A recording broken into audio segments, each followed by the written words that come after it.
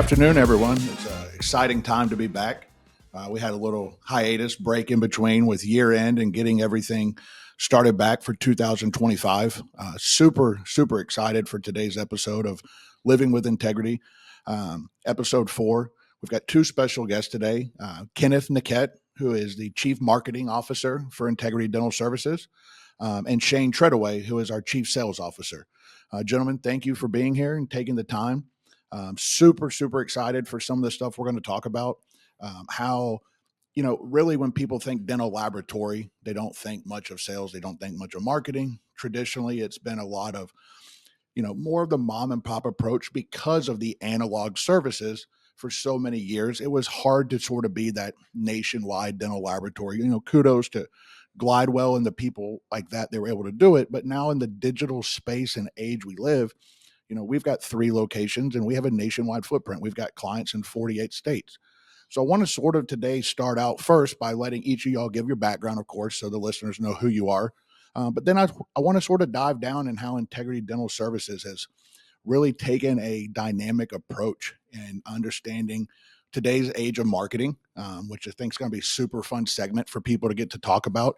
And obviously sales, and then the synergy and the overlap of how the two piggyback off each other. As we all know in any industry, marketing help feed sales, and really understand the dynamic of that. But how you and Kenneth have really put together, let's call it a path forward of success and growth for our team, because obviously if we're not selling, I tell people in business, if you're not selling, you're dying. If you're not growing, you're dying. So first, Kenneth, why don't you start us off, just a quick introduction and background, and then we'll transition over to Shane. Yeah, absolutely. So I graduated in 2017 from Troy University with a focus in marketing, and went from there immediately into dental. So I've been in the dental space since then, loving everything that I do with marketing and strategies behind that. So it's been great. Awesome. Great. Rob, thanks for having us on. Absolutely. Kenneth, thanks for having me. It's good to be here. Yeah, so I'm now just over 30 years in the dental industry. Started out as a dental technician, worked my way up with a large commercial lab. I spent better part of 21 years at that lab. The first 8 years was as a Crown and Bridge technician and managing some of the teams, and then transitioned over to sales and marketing, and that's where I finished the last part of my career there. Left there after about 21 years, and then joined the Straumann Group, which is the global leader in dental implants, and ran a couple territories there, took over as a director, had several promotions, was a field sales trainer, and I just celebrated 8 years here at Integrity as a chief sales officer. 8 months. I wish it was 8 years. I said 8 years. But yeah, 8 months. 8 months. Absolutely. No, absolutely. Yeah, 8 months. It seems like 8 years. I've known you that long. In a good way. Yeah, in a good way. So 8 months, and it's been just incredible, joining your team and being part of the culture here and contributing in the ways that I can. And then obviously working with the marketing team with Kenneth. It's been great. Awesome. Yeah. And I want to give a shout out, kudos to Straumann. I really got to know Shane very well when his team he was taking care of in the Southeast, they were taking care of Integrity as we were growing and growing rapidly and constantly pushing on Shane for products and understanding the innovation. And Straumann just has such a great quality product, along with the Neodent line as well for full arch. Those guys are doing something special and sort of the definition, I think, of hyper growth mode. But I just want to take a moment to say, thank you, Straumann, for everything. I think it's been a great transition with you coming, and it's still allowing us both companies to grow successful and keep the same, let's just say, run parallel together and grow together. So that's been exciting. But I want to transition in first, Kenneth, talking with you. Mm-hmm. It's been, where I came from, we didn't have a marketing department. If we needed a flyer or something, there was no budget for marketing. There was no value, meaning that the upper echelon didn't value marketing. Myself being younger, I thought, my God, we're missing out. How can any company grow without sales and marketing? I mean, you have to have a good product, but you can have the best product in the world, best price. If you don't advertise to the public or to our clients, how do they know? So it's, when I had the opportunity to hire you at Integrity, and I really had been following some of what you've been doing when you were working with a small stint with the lab, but primarily a 3D printing company in the dental space. That's really what was exciting to me, because the 3D printing technology really is sort of a backbone to show where our industry is going from a digital standpoint. And I'm going to use that to segue into the digital marketing. You've helped not only with our social media, which this day and age, I don't know who doesn't look at social media. Even grandparents I talk to, they've got the grandkids showing them, "Ma, Pa, look at this," "Nuna, look at this," and it's just fascinating to me how the digital landscape has changed in a good way. And so, Kenneth, let's talk a little bit about the social media, the CRM system that we're using with HubSpot, the integration with leads, preparing for the trade shows, our website, and just some of the things, different tools. I mean, we could sit here and talk for hours on everything, but let's sort of, pick a big 3 or 4 and talk about how you've really used those to help be a catalyst for the hyper growth that Integrity Dental Services has had, and also how you've used those to better help assist with the sales team. And then at the end, Shane, we're going to let you talk about how you've been able to work with the CRM system, grow the sales team, and what the approach we're taking. Absolutely. Starting up with social media, it's been just so exciting to see the changes and how everyone has adapted social media into their business operations and beyond, just personally. So that being able to have our content in front of our potential customers is a huge advantage that we just didn't have 20 years ago to the level that it is today. Talking with about our website, making it a digital home for everything, for our customers to be able to have resources, to upload cases, to communicate with us. And then also with the rise of hyper targeted advertising and marketing, especially things like programmatic advertising. That's been a huge way for us to be able to target specifically to the groups and the specialties that we're looking for.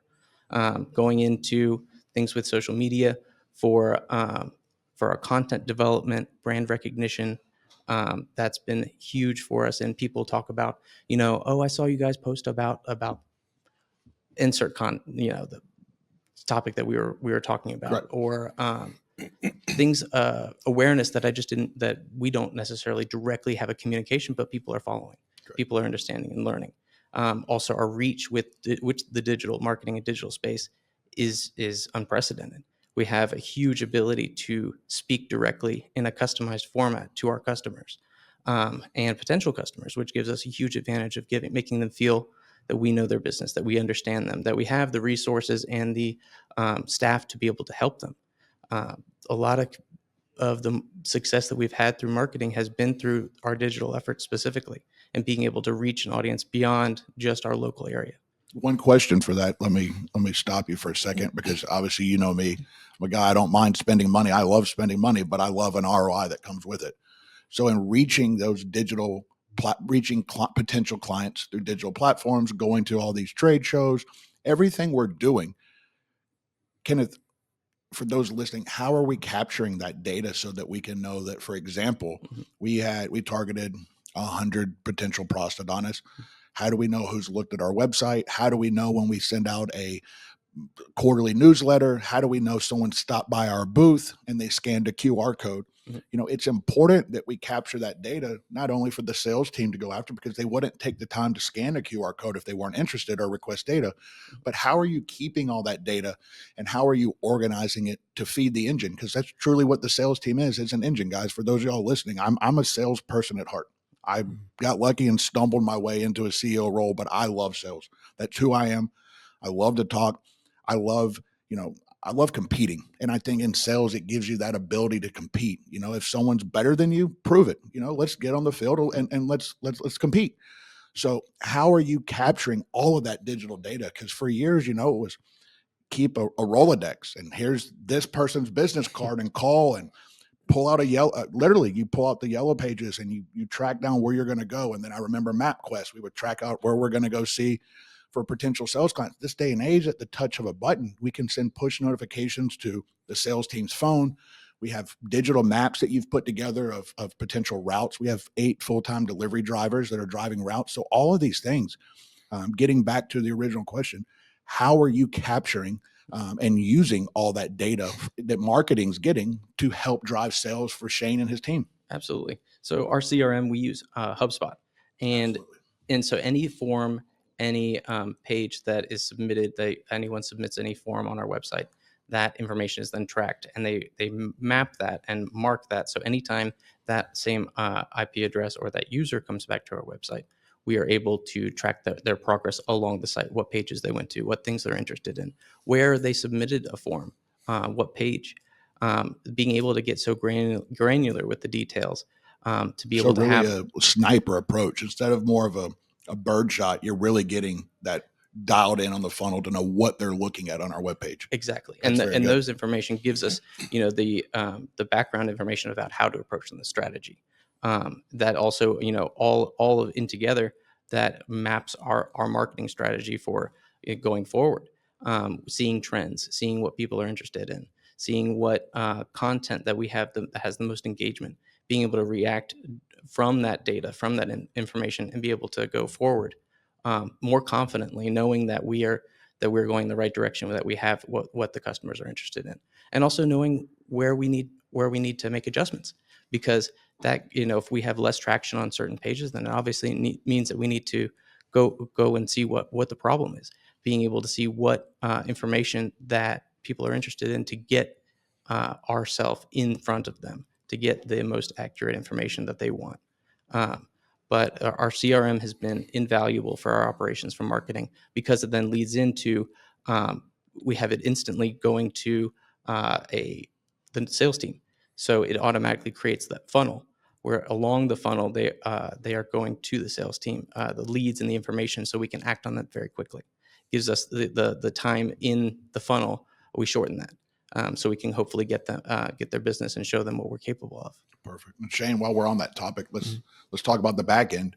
How you've been able to use HubSpot, not only from the information that Kenneth and the marketing teams provided you, but how your team in the field has been able to use HubSpot to provide optics to you and be able to look at not only daily traction and output, but also to look at weekly and monthly to see, what areas are working and how, like frequency, for example. Let's just talk through a few of those things and how it's helped you as a chief sales officer. Yeah. So I'd never used HubSpot until I joined Integrity. I've used other CRM systems. And then in the 22 years of managing sales teams, I will say, in regards to CRM is kind of it's the bane of existence of a sales rep. They typically salespeople don't like to use CRM. Right. They don't take the time to use it. And one of the things that I've learned over the years, it's a valuable tool, and if used in the right way, it gives you the optics, it gives you the information that you need to do your job effectively as a sales rep, much less management, right? And working with HubSpot and becoming not a master yet, but becoming more fluid with it, the efficiency of the information, it's been phenomenal. Kenneth and I work really close together. In some organizations, I've been around, and I know in some organizations it's sales against marketing. Marketing is like, the sales team wouldn't be anything if we didn't give them the leads, and the sales team are like, we don't need marketing, we can do this on our own, we can cold call, we're machines.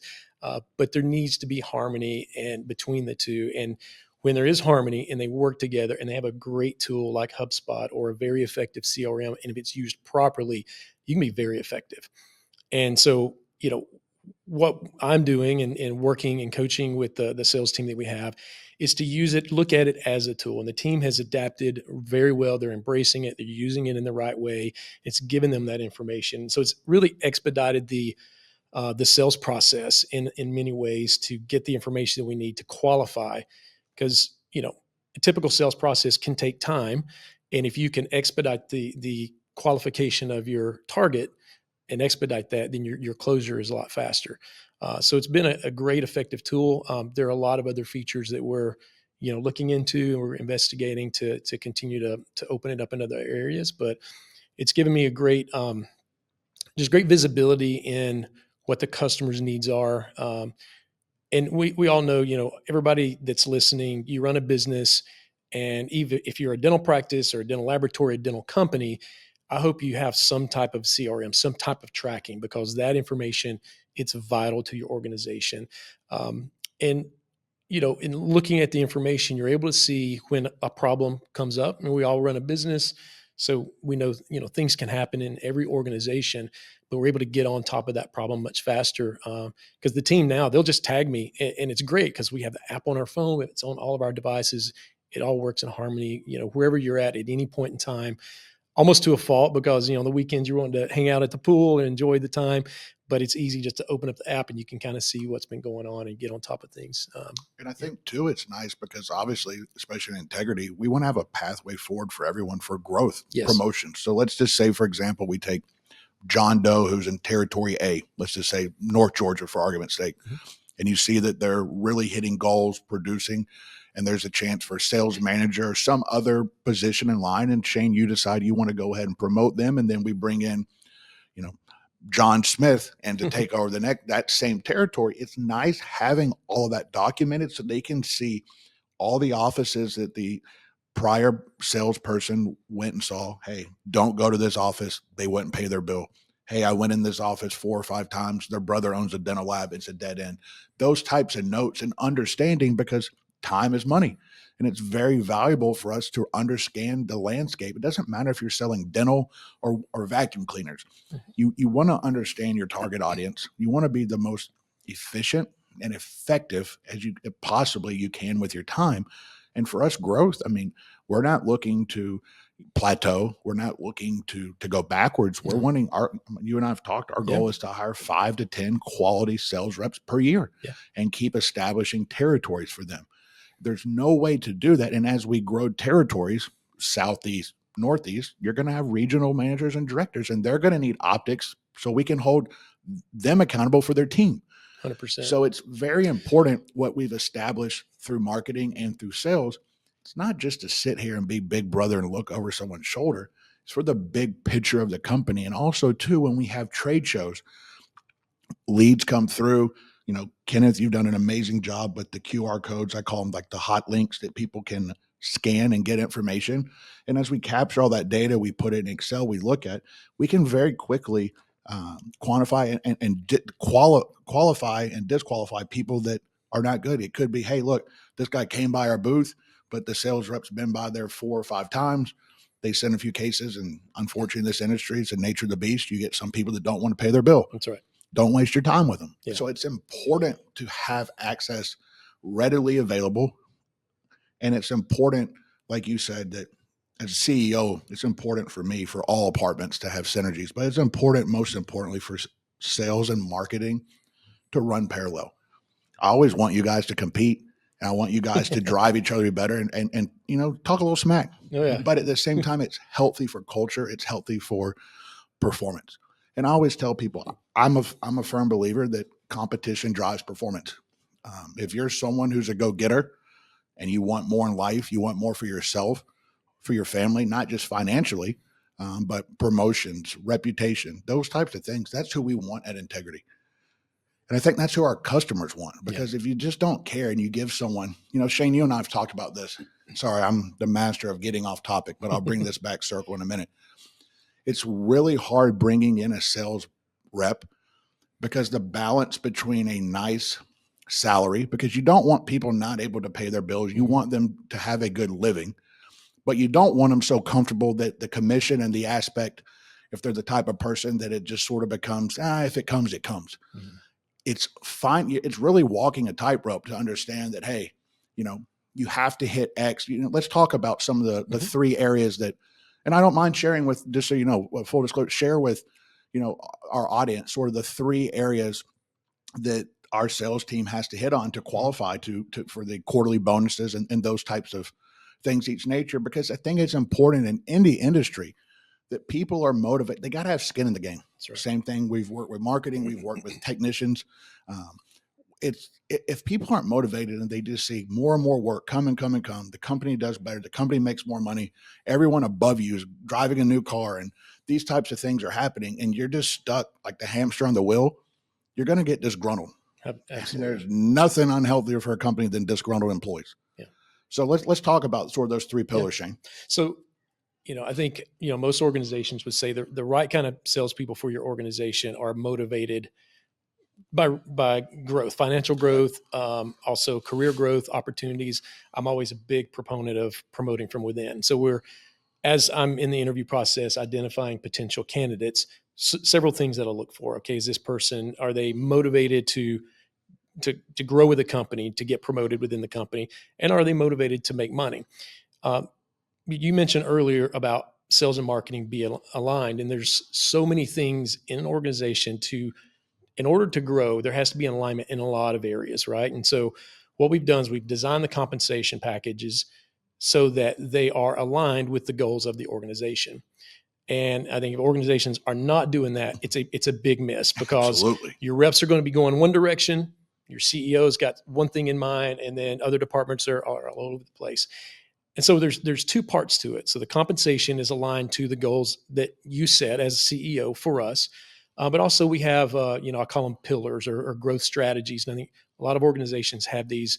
If you're listening, and if you don't, I want you to consider really sitting down and thinking about what are your strategies in this year or the coming years, and do they align with the overarching strategy of the owner of your company?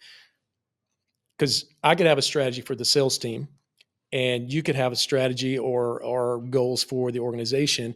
And those, if we both, take on those strategies and they're effective, we could call them successful. But if 6 months, 8 months down the road, we look back and like sales teams, motivated to go this way and after these certain goals, and you're wanting the company to go a different direction, now we've got a big gap between us, right? So we all sat down and we talked about, goals for the organization, and we designed the comp plans around growing a territory. Like obviously we need to grow the territory by a certain number. And I think that's with any kind of sales position, you're going to have that. The other thing is it lines up with one of our pillars of growth. It's full arch. So we have a KPI, key performance indicator, that the sales reps are incentivized to grow that area of business. And then, we want to grow our existing customers. And so the three things that we try to focus on is make sure we're retaining accounts, we're growing accounts, and we're focused on the key performance indicators that we set forth. And in our case, obviously it's full arch. Full arch is a big part of our business. We crush it in that, Absolutely. and we want to continue to do that. Yeah, I think that first one, customer retention, is very important to talk about, and that'll help segue back to marketing. Because I tell people, some companies I talk to, only thing they're looking at and the only metric that they're trying to measure are new sales leads and new customers. Mm. But the old saying, if the back door is bigger than the front door, brother, you got a big problem. Yes, you do. And if you're just piling people in, but for every 3 you bring in, 4 went out the back, you've lost because you're not putting any effort to keep that customer, to retain that customer. It's expensive to go out and land a customer. Yes. And when you lose one, I want to know why. Mm-hmm. What did we do wrong? What did they do wrong? And if we did something wrong internally, there's going to be consequences, because you don't get it. You never get another chance at a first impression. Yeah. And right. if something and guys, you're not going to please everyone. Look, we've had clients that it is good they went out the back door. That's right. But a lot of times too, you find we've made some mistakes and we're learning along the way. I'm not going to sit here and act like we're perfect. We strive to be. Mm-hmm. We strive not to repeat the same mistake again, but you have to learn from the mistake. Just like when I was a kid being raised and I did something wrong, at the time I didn't understand why I'm being disciplined, but I look back now and I thank God every day that my parents disciplined me and I learned right from wrong, because those that didn't, they're lost in the world. Mm-hmm. And it's the same thing with a sales rep. Same thing with the customer service. Same thing with our shipping, a technician. If they're not looking at a doctor's preference, this is what the doctor wanted on every case and you missed their preference. So after 2 strikes, they left. And I think that goes back to marketing too. I mean, Kenneth, we spend millions of dollars a year in marketing. Yes. Between the travel to get to a show, the booths we do, the website, the list goes advertising on. Or brand, correct. Brand awareness, you name it. And that's not sit here to boast that we spend. My point is that's a lot of money spent. Mm-hmm. And if we're going to spend that money, we need to have an ROI and we need to maximize the ROI the best we can, because we want to provide jobs. Mm-hmm. As we grow, we're providing jobs. And that's something that I take a lot of pride in, because I think for a long time, people thought that this industry, especially the lab industry, when I say this industry, was sort of a dying breed, that China, Vietnam, India were eating our lunch, and they were. But now, because of digital workflows, advances in material, times and processes, potential tariffs, I'm not going to go down that road, but there's a lot of reasons why things have come back stateside. And they're not going across the pond. And I think that's super, super exciting. But in doing that, and we market to people, and the money we spend, Kenneth, I mean, how do you really make sure that every dollar of Integrity's, not mine, it's a company, it's Integrity's. Every dollar of Integrity's is spent the most efficient way. We're getting the best bang for the buck because we just sat down and looked, let's just say for argument's sake, there's 50 potential shows we could go to this year and the budget is X. And let's say that budget maybe only allows us to go to 25 or 30 of those. How are you strategically picking what's best? What data are you looking at and how are you analyzing to know where the advertising dollars are best spent?